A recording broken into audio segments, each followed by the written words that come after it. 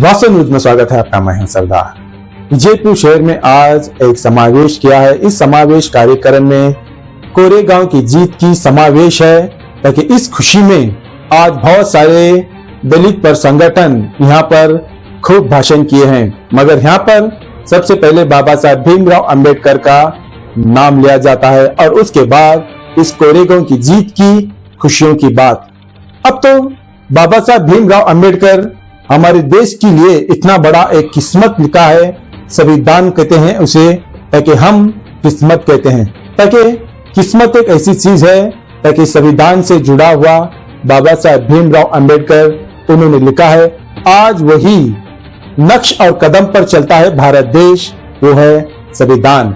संविधान के लिए बाबा साहब भीमराव अंबेडकर इसमें क्या क्या लिखा है, इनके जीवन चरित्र क्या है और इनकी कहानी क्या है, हमारे भारत देश के लिए कौन से सपने देखे, किस लिए सपने देखे, आखिर इस संविधान लिखने के लिए कितनी मेहनत लग गई उस वक्त, और उस वक्त जब इन्होंने चुनाव लड़ाई करते थे, इस चुनाव में कौन हारा, इनको कौन हराया गया है, आखिर इनको वहां पर इनकी मैयत के लिए जगह पर रोक किसने लगाई है, और इनकी जीवन जिंदगी में आज जो इनकी कहानी लिखी है, उस कहानी के जो इतनी कहानी बड़ी जुड़ी हुई है, ताकि हम सोच भी नहीं सकते, ताकि इतनी बड़ी कहानी संविधान लिखा है और इतनी बड़ी संविधान लिखा है, ताकि हमारे भारत देश आज उसी संविधान के नक्श और कदम पर चलता है। मगर अब यहाँ पर यह कहना चाहिए, बाबा साहब भीमराव अंबेडकर के कदम के नक्श पर जो उन्होंने लिखा है, उस पर ऐसे बहुत सारे जो उन्होंने लिखा है, ये सभी लोगों को पता चलना चाहिए और बताना चाहिए। मगर यहाँ पर अजब गजब भाषण करने से ऐसा नहीं होता, ताकि अपने अपने लोग मनमानी ही करते तो है, मगर हम उस नक्श कदम पर चलना पड़ता है जो बाबा साहब भीमराव अंबेडकर उन्होंने बताया है। जो आज क्या बताया है, कौन सी ग्रंथ लिखी है, कौन सी कहानी लिखी है, आखिर इस कहानी के पीछे आखिर संविधान लिखा है तो उन्होंने कितनी मुसीबत और कितनी तकलीफ से लिखा है, हम सबको आते हुए अभी बच्चों को बताना जरूरी है, ताकि इसलिए ताकि वो ऐसा संविधान है, ताकि किस्मत के बराबर लिखा हुआ बाबा साहब भीमराव अंबेडकर लिखा हुआ वो संविधान है। मगर बताना जरूरी है, मगर समझाना भी जरूरी है। इस भारत देश में जो चल रहा है आज संविधान, वो है बाबा साहब भीमराव अंबेडकर का लिखा हुआ संविधान है। तो यहाँ पर समावेश और खुशी, और किस तरह से यहाँ पर बहुत सारे संगठन के अब यहाँ पर मुखंड है, दलित पर मुखंड है, बहुत सारे महिला और बहुत सारे लोग यहाँ पर आज किस तरह से कोरेगांव की खुशी के लिए किस तरह से बताते हैं, तो आइए देखेंगे एक रिपोर्ट में।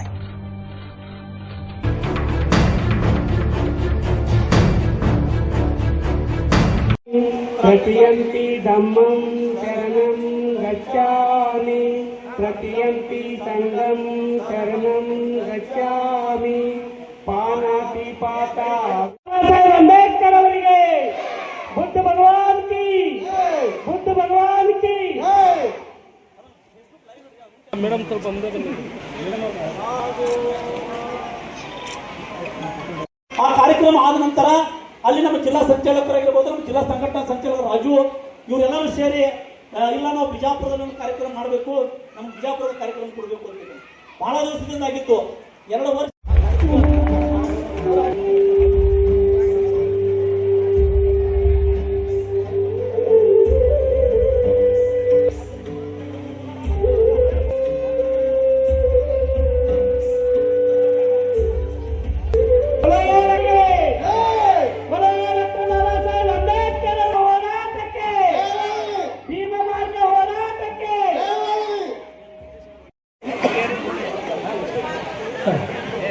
ನೋಡ್ರಿ ಆ ಕಡೆ ನೀವು ಒಂದು ಚೂರು ಈ ಕಡೆ ಬಂದ್ಬಿಟ್ಟು ಚಲೋ ಇವಾಗ ನೋಡ್ರಿ ಎಲ್ಲ ನಾಗವಣಕ್ಕ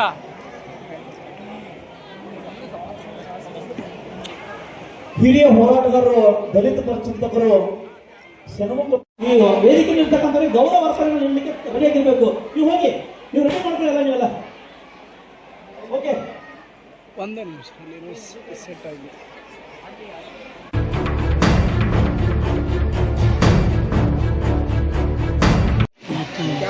ಜನವರಿ 1 ವಿಜಯೋತ್ಸವ ಕೋರೆಗಾಂವ್ ಯುದ್ಧ ಏನು ಜನವರಿ 1ಗೆ ಎಲ್ಲ ಜಿಲ್ಲೆಗಳಿಂದ ನಾವು ಕೋರೆಗಾಂವ್ ಎದುರಿಗೆ ಹೋಗೋದ್ರಿಂದ ಇವತ್ತು ವಿಜಯಪುರ ಜಿಲ್ಲೆಯಲ್ಲಿ 28ನೇ ತಾರೀಕು ಇವತ್ತು ಮಾಡಬೇಕಂತೇಳಿ ಸುಮಾರು ಒಂದು ತಿಂಗಳಿಂದ ಒಂದು ಸಿದ್ಧತೆ ಮಾಡಿ ಎಲ್ಲ ನಮ್ಮ ವಿಜಯಪುರದ ಜಿಲ್ಲಾ ಸಂಚಾಲಕರು, ಸಂಘಟನೆ ಸಂಚಾಲಕರು, ತಾಲೂಕು, ಸ್ಟೇಟು ಎಲ್ಲರೂ ಇದರಿಗೆ ಭಾಗವಹಿಸಿದ್ದಾರೆ.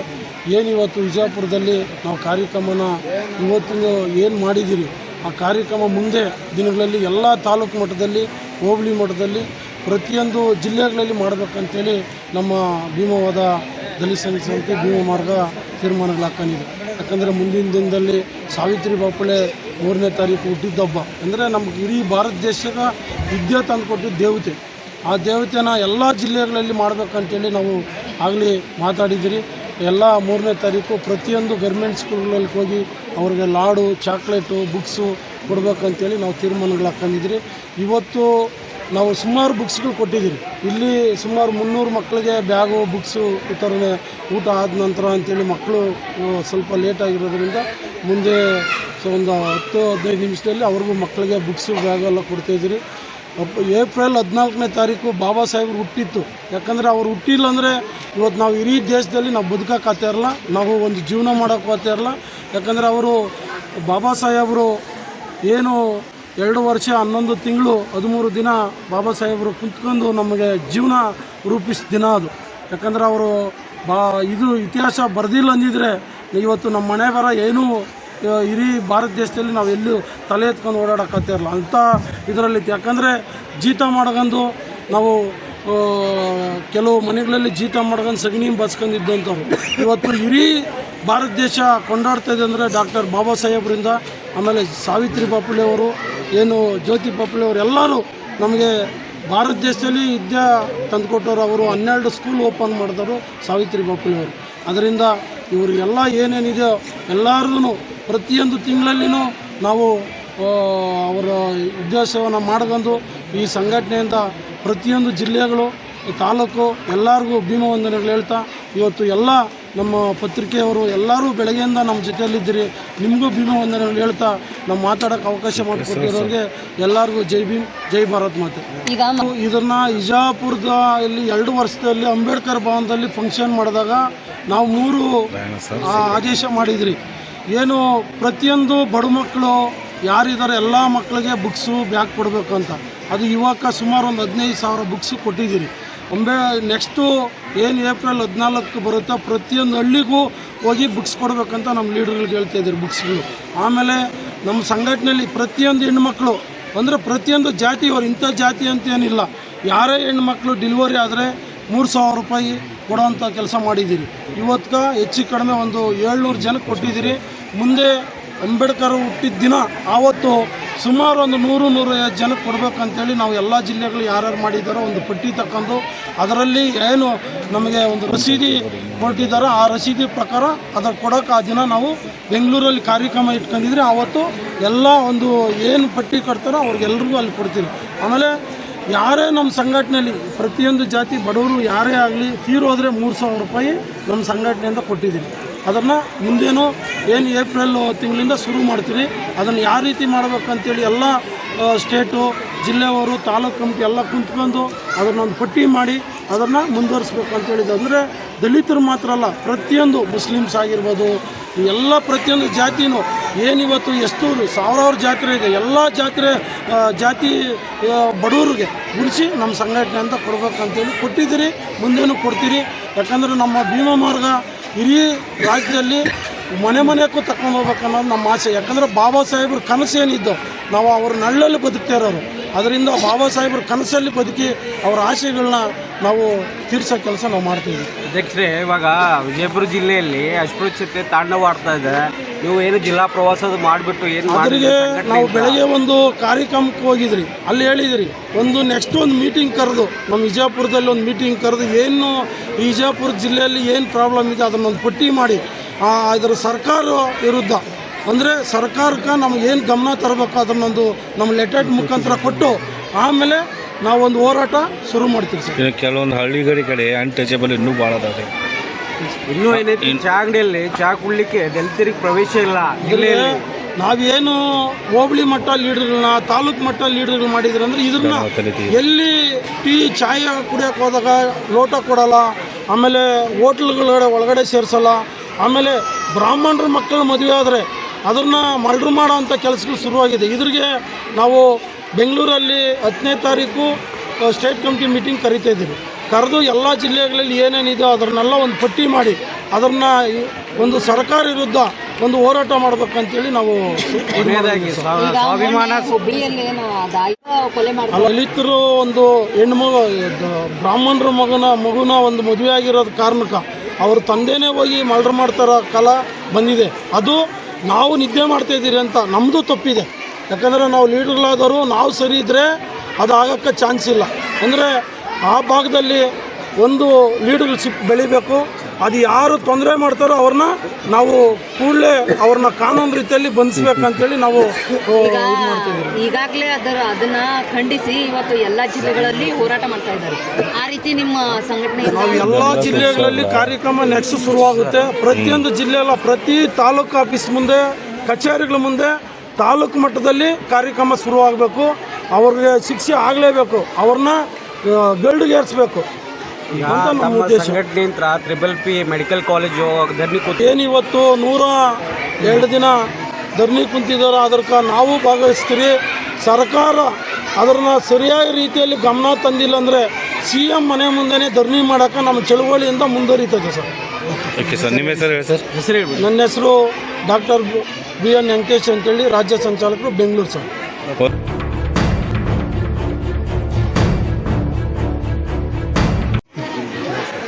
ಇವತ್ತಿನ ದಿವಸ ಭೀಮಾ ಕೊರೆಯುವ ವಿಜಯೋತ್ಸವ ನಿಮಿತ್ತವಾಗಿ ಚಾಲೂ ಆಯಿತು. ಜಿಲ್ಲಾ ಮಟ್ಟದ ಸಮಾವೇಶವನ್ನು ಹಮ್ಮಿಕೊಂಡಿದ್ದೀವಿ ದಲಿತ ಸಂಘರ್ಷ ಸಮಿತಿ ಭೀಮಾ ವತಿಯಿಂದ. ವಿಷಯಪ್ಪ ಏನಂದ್ರೆ, ಈ ಕಾರ್ಯಕ್ರಮವನ್ನು ಮುಗಿಸ್ಕೊಂಡು ಈ ಭೀಮಾ ಕೊರೆಯುವ ವಿಜಯೋತ್ಸವನ ಆಚರಣೆ ಮಾಡಿ ಭೀಮಾ ಕೊರೆಯುವಾಗ ಹೋಗ್ಬೇಕಂತೇಳಿ ನಮ್ಮ ಬಿಜಾಪುರ ಟೀಮಿನಿಂದ ನಾವು ವಿಚಾರ ಮಾಡಿಕೊಂಡು ಈ ಕಾರ್ಯಕ್ರಮ ಹಮ್ಮಿಕೊಂಡಿದ್ವಿ. ಅದೇ ರೀತಿಯಾಗಿ ನಮ್ಮ ಸಂಘಟನೆ ವತಿಯಿಂದ ನಮ್ಮ ರಾಜ್ಯ ಸಂಚಾಲಕರು ಘೋಷಣೆ ಮಾಡಿದಂಥ 3 ಗ್ಯಾರಂಟಿಗಳು ಏನಂದ್ರಪ್ಪ, ನಮ್ಮ ಸಂಘಟನೆಯಲ್ಲಿ ಮೆಂಬರ್ಶಿಪ್ ಆದಂಥವ್ರಿಗೆ ಯಾರೇ ಅವ್ರ ಬಂದಿವರಿಗೆ ಡೆಲಿವರಿ ಆದರೆ ಅಥವಾ ಡೆತ್ ಆದರೆ 3,000 ರೂಪಾಯಿನ ಪರಿಹಾರನ ತಮ್ಮ ದುಡಿಮೆಯಿಂದ ₹1 4ನೇ ಭಾಗ ತೆಗೆದಿಟ್ಟಿದ್ದಾರೆ ನಮ್ಮ ರಾಜ್ಯ ಸಂಚಾಲಕರು. ಆಮೇಲೆ ಬಡ ಮಕ್ಕಳಿಗೆ ನಾವು ಕಲಿತಾ ಇದ್ದಾಗಾದರೂ ನಮಗೆ ಒಂದು ನೋಟ್ಬುಕ್ ತೊಗೋಬೇಕಂತೇಳಿ ಆ ಪರಿಸ್ಥಿತಿಯೊಳಗೆ ನಾವು ಕಲಿತಿದ್ದೀವಿ. ಈಗ ಆ ಮಕ್ಕಳಂಥ ಕಷ್ಟನ ಬರಬಾರ್ದು ಅಂತೇಳಿ ನಮ್ಮ ರಾಜ್ಯ ಸಂಚಾಲಕರು ಮಕ್ಕಳಿಗೆ ಬ್ಯಾಗು ಮತ್ತು ನೋಟ್ಬುಕ್ಕನ್ನು ವಿತರಣೆ ಮಾಡಬೇಕಂತೇಳಿ ಅದನ್ನೊಂದು ಗ್ಯಾರಂಟಿ ಆಗಿದೆ. ಈ ಎಲ್ಲ ಗ್ಯಾರಂಟಿಗಳನ್ನು ನಾವು ಆಯಾ ಮೆಂಬರ್ಶಿಪ್ ಆದವರಿಗೆ ಈ ಊಟ ಆದ ನಂತರ ಈ ಕಾರ್ಯಕ್ರಮವನ್ನು ಮತ್ತು ನಾವು ಅವರಿಗೆ ನೋಟ್ಬುಕ್ ಮತ್ತು ಪೆನ್ನನ್ನು ವಿತರಣೆ ಮಾಡ್ತೇವೆ. ಅದಾದ ನಂತರ ಈ ನಮ್ಮ ಕಾರ್ಯಕ್ರಮವನ್ನು ಮುಕ್ತಾಯ ಮಾಡ್ತಾ ಇರ್ತೇವೆ. ನಾನು ದಲಿತ ಸಂಘರ್ಷ ಸಮಿತಿ ಭೀಮ ಮಾರ್ಗದ ಜಿಲ್ಲಾ ಸಂಚಾಲಕರು ವಿಜಯಕುಮಾರ್ ಅರಕೇರಿ. ಓಕೆ ರೀ.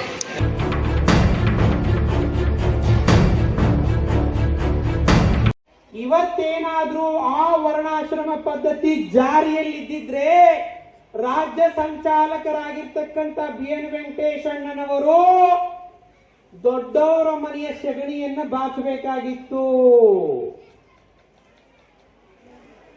ನನ್ನಂತ ಒಬ್ಬ ಹೆಣ್ಣು ಮಗಳು ಅರ್ಧಂಬರ್ಧ ಬಟ್ಟೆ ಹಾಕೊಂಡು ಬೀದಿ ತಿರುಗಬೇಕಾಗಿತ್ತು. ಮನುಸ್ಮೃತಿ ಈ ಕ್ಷಣ ಏನಾದ್ರೂ ಜಾರಿ ಇದ್ದಿದ್ರೆ ನಾವು ನೀವು ಹೀಗೆ ಒಟ್ಟಿಗೆ ಕೂತ್ಕೊಂಡು ಮಾತಾಡೋದಿರ್ಲಿ, ಒಟ್ಟಿಗೆ ಸೇರೋದು ಕಷ್ಟಕ್ಕಿತ್ತು. ಹಾಗಾದ್ರೆ ಮನುಸ್ಮೃತಿಯ ಆಶಯ ಏನು?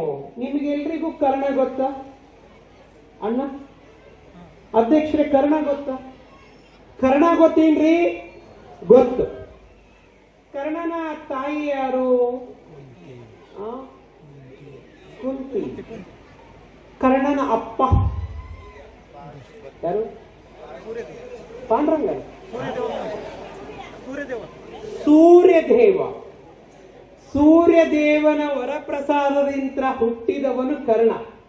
ಈ ದೇಶದಲ್ಲಿ ಮದುವಾಗಿ, ಜಗಳಾಗಿ, ರಾಜಿಯಾಗಿ, ಪಂಚಾಯತ್ ಆಗಿ ಬೇವಿನ ಗಿಡ ಸುತ್ತರದು, ಮಾವಿನ ಗಿಡ ಸುತ್ತರದು, ಆಲದ ಮರ ಸುತ್ತರದು, ಕಂಡ್ ಗಿಡ ಸುತ್ತರದು, ನಮಸ್ಕಾರ ಹಾಕಿ ಬೇವಿನ ಉಟ್ಟಿಗೆ ಉಟ್ಕೊಂಡು ಕುರಿ ಕಡಿದು, ಕೋಳಿ ಕಡಿದು, ಕ್ವಾಣ ಕಡಿದು, ಹರಕಿ ಹೊತ್ಕೊಂಡು ಎಲ್ಲಾ ಸೇವೆಯನ್ನು ಮಾಡಿ ಮಕ್ಕಳಾಗದಿರೋ ಅನೇಕ ಮಹಿಳೆಯರಿದ್ದಾರೆ. ವರ್ಣಾಶ್ರಮ ಪದ್ಧತಿಯ ವ್ಯವಸ್ಥೆ ಹೇಳ್ತೀನಿ ಸ್ನೇಹಿತರೆ. ತಲೆ, ಭುಜ, ಹೊಟ್ಟಿ, ಈ ಪಾದ 4 ಆಯಾಮಗಳನ್ನು ಒಳಗೊಂಡಿರುವುದೇ ವರ್ಣಾಶ್ರಮ ವ್ಯವಸ್ಥೆ. ಸನ್ಮಾನ್ಯ ಅಧ್ಯಕ್ಷರೇ, ಈ ಭೂಮಿ ಹೇಗೆ ಸೃಷ್ಟಿಯಾಯಿತು, ಈ ಜನರು ಹೇಗೆ ಹುಟ್ಟಿದ್ರು ಅಂದ್ರೆ ಬ್ರಹ್ಮನ ಅವತಾರದಿಂದ ಹುಟ್ಟಿದ್ರು. ಹಾಗಾದ್ರೆ ತಲೆಯಿಂದ ಹುಟ್ಟಿದವ್ರು ಯಾರು? ಯಾರ್ರಿ ಮೇಡಮ್ ಅವ್ರು? ಯಾರು? ಬ್ರಾಹ್ಮಣರು. ತಲೆಯಿಂದ ಹುಟ್ಟಿದವ್ರು ಯಾರು? ಯಾರು ಗರ್ಭಗುಡಿಯನ್ನ ಪ್ರವೇಶ ಮಾಡ್ಲಿಕ್ಕೆ ಸಾಧ್ಯ ಅದ? ಯಾರು ದೇವರನ್ನ ಹೀಗೆ ಮುಟ್ಲಿಕ್ಕೆ ಸಾಧ್ಯ ಅದ? ಯಾರು ದೇವರಿಗೆ ಈಗ ಎಡಿಯನ್ನ ಹಿಡಿಲಿಕ್ಕೆ ಸಾಧ್ಯ ಅದ? ಯಾರು ದೇವ್ರ ಹತ್ರ ಮಾತಾಡ್ಲಿಕ್ಕೆ ಸಾಧ್ಯ ಅದ? ಯಾರು ದೇವರ ಒಡೆಯಗಳನ್ನ ಬ್ಯಾಗ್ ಅಲ್ಲಿ ಇಟ್ಕೊಂಡು ಮನೆಗೆ ಒಯ್ಲಿಕ್ಕೆ ಸಾಧ್ಯ ಅದ? ಯಾರು ದೇವರ ಹೆಸರಲ್ಲಿ ತಮ್ಮ ಡಳ್ಳ ಹೊಟ್ಟಿನ ಮಾಡಿಸ್ಕೊಳ್ಳಿಕ್ಕೆ ಸಾಧ್ಯ ಅದ? ಯಾರು ದೇವರ ಹೆಸರಲ್ಲಿ ತುಪ್ಪವನ್ನ ತಿನ್ಲಿಕ್ಕೆ ಸಾಧ್ಯ ಅದ? ಯಾರು ದೇವರ ಹೆಸರಲ್ಲಿ ಆಕಳವನ್ನ ತಿನ್ಲಿಕ್ಕೆ ಸಾಧ್ಯ ಅದ? ಯಾರು ದೇವರ ಹೆಸರಲ್ಲಿ ಮೊದಲ ಗಿಣ್ಣದ ಹಾಲನ್ನ ಕುಡಿಲಿಕ್ಕೆ ಸಾಧ್ಯ ಅದ? ಯಾರು ದೇವರ ಹೆಸರಲ್ಲಿ ಒಳ್ಳೆ ದನದ ಮಾಂಸವನ್ನ ತಿನ್ನಲಿಕ್ಕೆ ಸಾಧ್ಯ ಅದ? ಯಾರು ನಿಮಗೆ ದೇವರು ಶಾಪ ಕೊಡ್ತಾನಂತ ಹೇಳ್ತಾನ? ಯಾರು ಮೊದಲು ಹೆಣ್ಣು ಮಕ್ಕಳನ್ನ ಮುಟ್ಟಬಹುದು, ಅದು ಪವಿತ್ರ ಅಂತ ಹೇಳ್ತಾರ? ಯಾರು ಹೆಣ್ಣು ಮಕ್ಕಳಿಗೆ ಅತ್ಯಾಚಾರ ಮಾಡಿದ್ರು ಅವ್ರಿಗೆ ಈ ದೇಶದೊಳಗೆ ಶಿಕ್ಷೆ ಇಲ್ಲ ಅಂತ ಹೇಳ್ತಾರ? ಅವರು ಎಲ್ಲಿಂದ ಹುಟ್ಟಿದ್ರು? ತಲೆಯಿಂದ ಹುಟ್ಟಿದ್ರು. ಈ ಭುಜದಿಂದ ಯಾರು ಹುಟ್ಟಿದ್ರು? ಕ್ಷತ್ರಿಯರು. ಯುದ್ಧವನ್ನ ಮಾಡಲಿಕ್ಕೆ, ಕತ್ತಿಯನ್ನ ಹಿಡಿಲಿಕ್ಕೆ, ಗುರಾಣಿಯನ್ನ ಹಿಡಿಲಿಕ್ಕೆ ಯಾರಿಗೆ ಸಾಧ್ಯ ಅದ ಅವ್ರು ಎಲ್ಲಿ ಹುಟ್ಟಿದ್ರು? ಈ ಭುಜಗಳಲ್ಲಿ ಹುಟ್ಟಿದ್ರು. ಇನ್ನ ಈ ಹೊಟ್ಟಿ, ನಾವು ಮಾರ್ಕೆಟ್ಗೆ ಹೋಗ್ತೀವಿಲ್ರಿ, ಯಾರ ಅಂಗಡಿಯಾಗ ತಗೊಳ್ತೀವಿ ಸಾಮಾನ? ವ್ಯಾಪಾರಿಗೆ ಏನಂತೀವ್ರಿ? ಅವ್ರದಾಗಿಲ್ರಿ ವ್ಯಾಪಾರ. ನಮ್ಮವ್ರು ಇಲ್ಲಿ ವ್ಯಾಪಾರ ಮಾಡುದು. ನಮ್ಮವ್ರ ಅಂಗಡಿ ಹಾಕಿದ್ರೆ ಯಾರು ತಗೊಳಕ್ ಹೋಗೋದಿಲ್ಲ. 15 ದಿವಸಕ್ಕೆ ನಮ್ಮವ್ರ ಅಂಗಡಿ ಮುಚ್ಕೊಂತಾರೆ. ಈ ಲೆಕ್ಕಪತ್ರವನ್ನ ಬರಿತಕ್ಕಂಥವ್ರು, ವ್ಯಾಪಾರವನ್ನ ಮಾಡ್ತಕ್ಕಂಥ ವೈಶ್ಯ ಸಮುದಾಯದವರು ಎಲ್ಲಿ ಹುಟ್ಟಿದ್ರು? ಹೊಟ್ಟೆಯಲ್ಲಿ ಹುಟ್ಟಿದ್ರು. ಇನ್ನ ಪಾದದ ಕೆಳಭಾಗ, ನೀವೆಲ್ಲರೂ ಒಳ್ಳೊಳ್ಳೆ ಬ್ರಾಂಡೆಡ್ ಚಪ್ಪಲಿಗಳನ್ನ ಹಾಕೊಂಡು ಕುತ್ಕೊಂಡಿದ್ದೀರಲ್ಲ, ಆ ಪಾದದ ಕೆಳಭಾಗ ಇದೆ, ಅಲ್ಲಿ ಯಾರು ಹುಟ್ಟಿದ್ರು? ಈ ಊರಿನ ಜಿಲ್ಲಾ ಉಸ್ತುವಾರಿ ಸಚಿವರು ಯಾರು? ಪಾಟೀಲ್ ಸಾಹೇಬರು. ಯಾರ್ರಿ? ಪಾಟೀಲ್ ಸಾಹೇಬರು. ಈ ಊರಿನ ಜಿಲ್ಲಾ ಉಸ್ತುವಾರಿ ಮಂತ್ರಿಗಳು, ಬೃಹತ್ ಕೈಗಾರಿಕೆ ಸಚಿವರು, ಅವ್ರ ಮೇಲ್ವರ್ಗದವರ? ನಾವು ಅನ್ಕೊಳ್ತೀವಿ ದೊಡ್ಡವರು ಅಂತ ಹೇಳಿ. ದೊಡ್ಡವರು ಹುದ್ದೆದೊಳಗೆ ಇರ್ಬೋದು. ಈ ಊರಿನ MLA, ಈ ಊರಿನ ಸಚಿವರು ಕೂಡ ವರ್ಣಾಶ್ರಮ ಪದ್ಧತಿಯಲ್ಲಿ ದಲಿತರೇ, ಶೂದ್ರರೇ. ಇನ್ನ ಯತ್ನಾಳ್ ಇದಾರ, ಪಾಟೀಲ್ ಇದಾರ, ಬಸವರಾಜ್ ಯತ್ನಾಳ್. ಅವ್ರ ತಲೆ ಒಳಗ ಬಹಳ ತುಂಬಿಕೊಂಡೈತಿ, ನಾನು ಮೇಲ್ವರ್ಗದವ ಅಂತಂತೀವಿ. ಯತ್ನಾಳ್ ಸಾಹೇಬ್ರಿಗೆ ಬಹುಶಃ ಗೊತ್ತಿರಲಿಲ್ಲ, ಬಸವಣ್ಣ ಬಂದು ಲಿಂಗಧಾರಣೆ ಮಾಡೋಕ್ಕಿಂತ ಪೂರ್ವದಲ್ಲಿ ನಿಮ್ಮ ಪೂರ್ವಜರು ಇನ್ನೊಬ್ರು ಮನೆಯಲ್ಲಿ ಸಗಣಿ ಬೆಳೀತಿದ್ರು ಅನ್ನೋದು ಗೊತ್ತಿಲ್ಲ.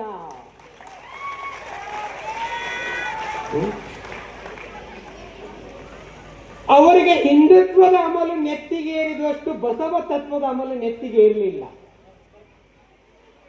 ಬಹುಶಃ ಅವರಿಗೆ ಬಸವ ತತ್ವದ ಅಮಲು ನೆತ್ತಿಗೆ ಏರಿದ್ರ ಬಹುಶಃ ಅವ್ರು ಎಂದು ಇಂಥ ಹೇಳಿಕೆಗಳನ್ನು ಜೀವಮಾನದೊಳಗೆ ಕೊಡ್ತಿರ್ಲಿಕ್ಕೆ ಸಾಧ್ಯನೇ ಇರ್ತಿರ್ಲಿಲ್ಲ. ಆದ್ರೆ ಬಸವಣ್ಣನ ರಾಜಕೀಯಕ್ಕೆ, ಅಧಿಕಾರಕ್ಕೆ ಬಳಸ್ಕೊಂಡ್ರೆ ಸಿದ್ಧಾಂತಕ್ಕೆ ಬಳಸ್ಕೊಳ್ಳೇ ಇಲ್ಲ. ವಾಸ್ತವ ಸತ್ಯ.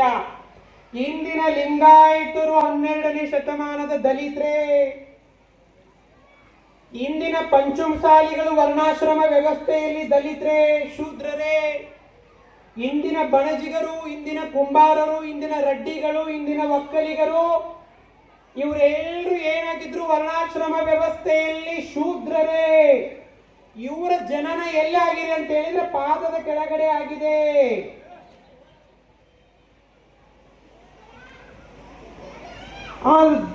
ತುಂಬಾ ನಾವು ವೈಜ್ಞಾನಿಕವಾಗಿ ವಿಚಾರ ಮಾಡಬೇಕು. ಮೋಸ್ಟ್ ಎಜುಕೇಟೆಡ್ ಸಹೋದರರೆಲ್ಲ ಬಂದಾರ, ನಮ್ಮ ಪರಶುರಾಮ ಟೊಣಪೆ ಅವರು ಇದ್ದಾರ. ವೈಜ್ಞಾನಿಕವಾಗಿ ಮೂಢನಂಬಿಕೆ ಅಲ್ಲ. ತಲೀಂತ್ರ ಯಾರಾದ್ರೂ ಹುಟ್ಲಿಕ್ಕೆ ಸಾಧ್ಯನಾ? ಇಲ್ಲ. ಏನಮ್ಮ? ಇಲ್ಲ. ಹುಟ್ಲಿಕ್ಕೆ ಸಾಧ್ಯನಾ? ಅಕ್ಕ ಹುಟ್ಲಿಕ್ಕೆ ಸಾಧ್ಯನಾ ತಲೀಂತ್ರ? ಇಲ್ಲ. ಭುಜದೊಳಗೆ ಯಾರಾದ್ರೂ ಹುಟ್ಲಿಕ್ಕೆ ಸಾಧ್ಯನಾ? ಇಲ್ಲ. ಹೊಟ್ಟಿ ಒಳಗೆ ಯಾರಾದ್ರೂ ಹುಟ್ಲಿಕ್ಕೆ ಸಾಧ್ಯನಾ? ಇನ್ನು ಪಾದದ ಕೆಳಗಡೆ ಯಾರಾದ್ರೂ ಹುಟ್ಲಿಕ್ಕೆ ಸಾಧ್ಯನಾ? ಹಂಗ ಕಂಡಲ್ಲಿ ತಲೆಯಾಗ ಕೈಯಾಗ ಕಾಲಾಗ ಮಕ್ಕಳು ಹುಟ್ಟೋದಿದ್ರೆ ಗಂಡ ಹೆಂಡತಿ ಮದುವೆ ಆಗ್ಬೇಕಾಗಿತ್ತು. ವೈಜ್ಞಾನಿಕವಾಗಿ ವಿಚಾರ ಮಾಡೋಣ್ರಿ.